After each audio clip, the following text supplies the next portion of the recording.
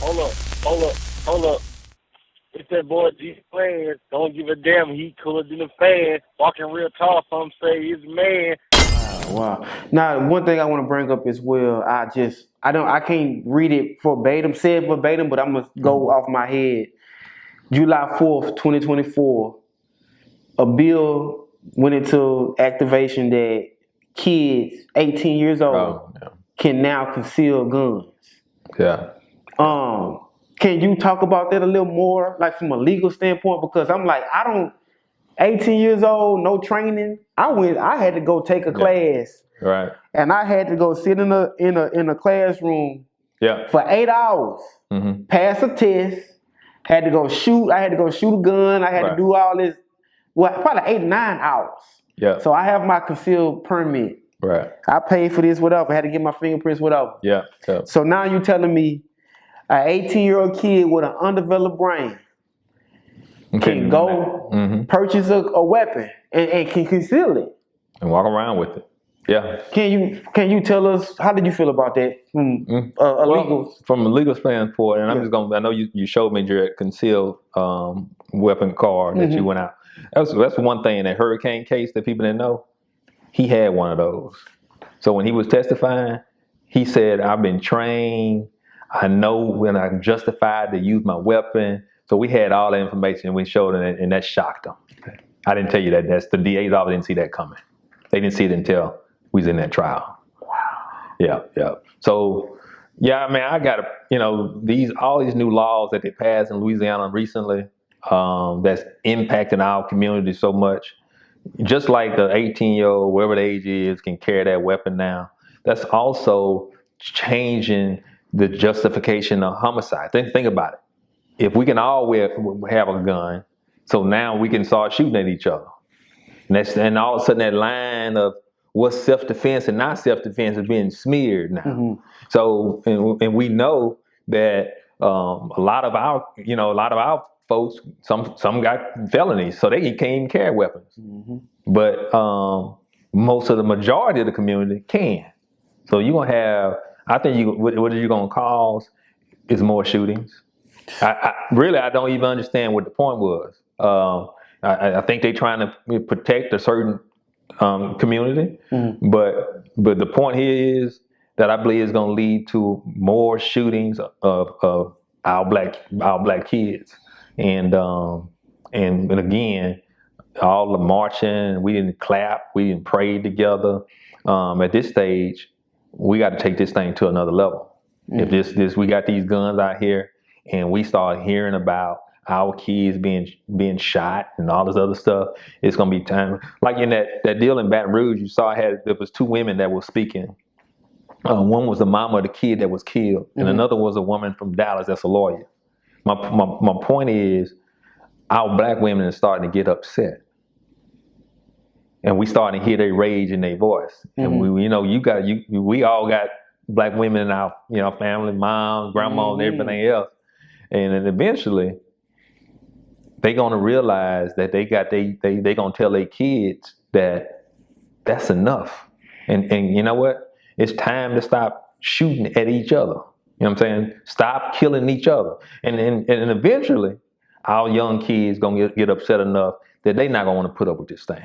And that's why I believe everybody having guns, and our women are now upset of their sons being killed and grandsons being killed. That I think that's a recipe for disaster. And I don't think I think the age should be higher. And I think anybody to have a weapon should go through training and evaluation. And that's the only way you should have a weapon. So I think these laws that's been passed recently, a lot of them is going to impact our community. But most definitely that one, where everybody got a gun, is a problem. Yeah. Now, if you want to speak on it, you can. It's up to you. Recently, a man shot a kid, 12-year-old kid in Shreveport. Mm-hmm. I think it was here that the kid broke into his car, something like that. Oh, that was okay. Now initially, when this happened, the kid got shot, killed.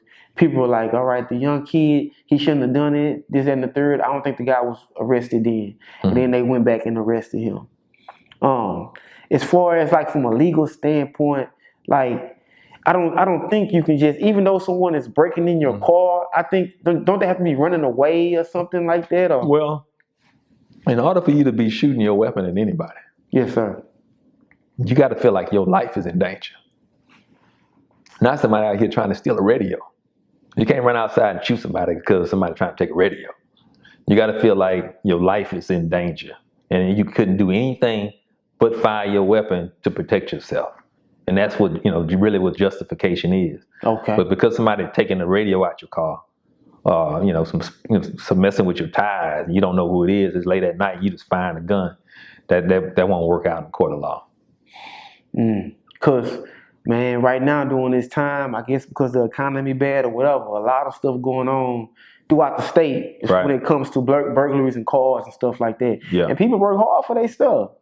Now, I get what you're saying as far as if somebody trying to mess with your tire or take a radio, I get it. But at the same time, it's like, man, you don't know what these kids or whoever doing these crimes are capable of. So that's true. I mean, I wouldn't know how to react in this situation. Well, let me just go back what you mentioned earlier. I mean, we all got cell phones. I mean, there's a lot of options before I start shooting at you. Right? There's a lot of options out there. Let me call somebody. Let me call help. I mean, police are designed to come help you. Hell, if you're looking outside and you see a crime being committed, finally, you can call them and say, man, I'm watching the crime. Get on over here and they can make an arrest. Or you can record them. Yeah, there's so many other options before we taking your life. See, that's what the problem right now. We skipping straight to taking your life in our community instead of pushing somebody or having a fight. We went straight to taking your life, putting the body under my belt. You know what I'm saying? So even that situation in that community, I mean, somebody breaking in your car, you taking life? We're having to all the stuff in between. So it's a lot of things you can do. Yeah. Straight up, man. Straight up. Now, for the people, man, who going to see this interview, for the inspiring people who maybe, I want to go to law school now, what do you have to tell them? This, being a lawyer, is that chance for you to help your community, to be that real voice. I would say it doesn't take long to do it. It's take about 7 years, but the impact that you can have across your community is in the practice of the law. That having that license with you changes your voice. Yeah. Because everybody can be speaking, but when you say, I'm a lawyer, they give you another little push. Now you just got to do something with it. Yeah. So I would say, don't stop. Don't stop your dreaming. And anybody can do it. Don't let them think you got to be a 4.0 student. Yeah. You know what I'm saying? To be a lawyer. Because I wasn't no 4.0 student. You know what I'm saying? I was in high school. I was a little less than the B student. I was like a little 2.8. Yeah. And I was like, man, I'm okay with it. But you know what I'm saying? So I went to college and I was like, this is what I want to do. And I got focused and I took it up a couple of levels. And I got into law school. I took it up a couple more levels. Yeah. So what I'm saying to any kid that's watching me and listening to what I'm saying, whatever you want is already inside you. Yes. Yeah. So all you got to do is say, reach in and say, I'm about to go get it. Yeah. Ain't nothing gonna stop me. Because I can tell you this: when I got admitted into law school, and I got helped by somebody from NAGAS, they helped me get into law school. And when I got into law school, you know what I said? They done messed up. They done messed up. Ain't no going back. Yeah. And when I took the bar exam, I said, I'm taking this thing. One time. This over. I got there's too many people waiting on me. You know what I'm saying? For my family, I know who I was, what I said. Y'all will never want for anything. Ain't nobody gonna fail. So that's over with. So failing is over with. Now you can choose to fail, but just the world, the system, or anybody getting in your way, them days over. Mm-hmm. Right. So you put that behind you with something that you're trying to do, it just pushes you just a little bit farther. Don't just think about it's about you. Think about the events. Think about the people. This is who I'm doing it for. That changes everything. So now you don't just see a test. I see opportunity. Oh, I see I'm finna cross this. I'm finna cross over. Yeah. So it makes tests and everything so much smaller when you looking at the event, you're looking at your family, you're looking at these people, and that's who we're doing it for. So in this practice of law, when I'm in that courtroom, Listen, I'm doing it for everybody. Chris ain't by himself. He got a son, got a fiance, he got a mama, he got a grandma, he got all these folks. He got everybody. Hey, baby, hey, baby. Mm-hmm. We got to go get it. Gotta go get it, man. We got to go get it. I'm glad you said that. That's where we are. Man, I'm glad you said that because, we have enough entertainers, basketball players, and all these different things. Like a lawyer, you can do it. Right. You can do it. You don't have to be a rapper. You don't have to be, a good singer. I'm singing these words. You know what I'm saying? We word bending in the practice of the law. My phone's ringing again. In this practice of the law, but you can take this and you can do whatever you want to do with it. Because there's a lot of different fields, sectors. It don't have to be just criminal. No. We really good at criminal law, right? But as you know, I'm a city attorney in Natchitoches.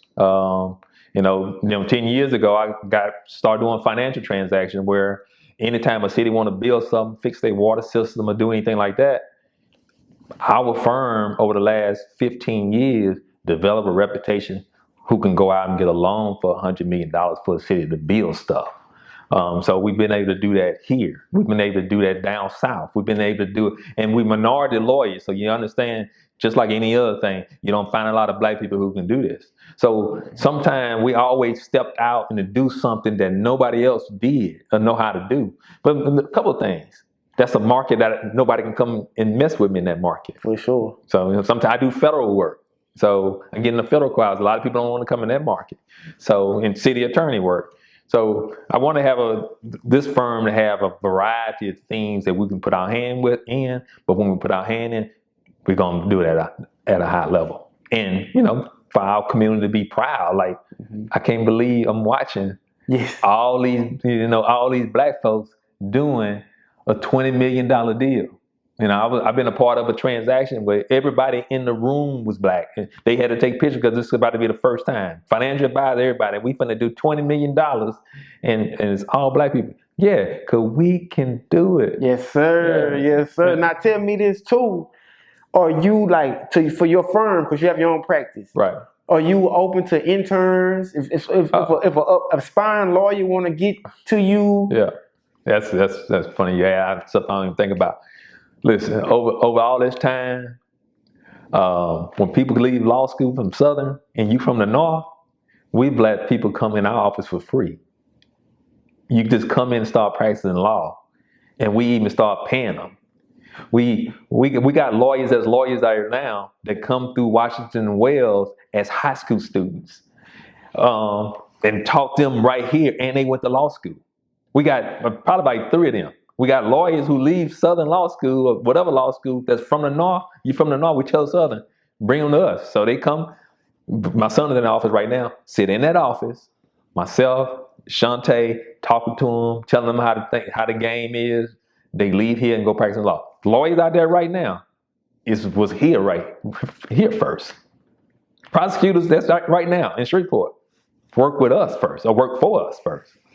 So no, we've been doing this. You know what I'm saying? This is what we do. I mean, it's just not something that we talk about. But any student, bro, we didn't fundraise all the kids around here. We didn't created football teams, baseball teams. I've coached every level. We've taught the kids, all those kids in college. We've watched this thing take place. We've done our best to impact North Louisiana in every way, in any fashion. I can keep going on and on about it, but I can say we gave it our all. When they finished writing this book, this story, I gave y'all everything, and that's the same thing we give our clients.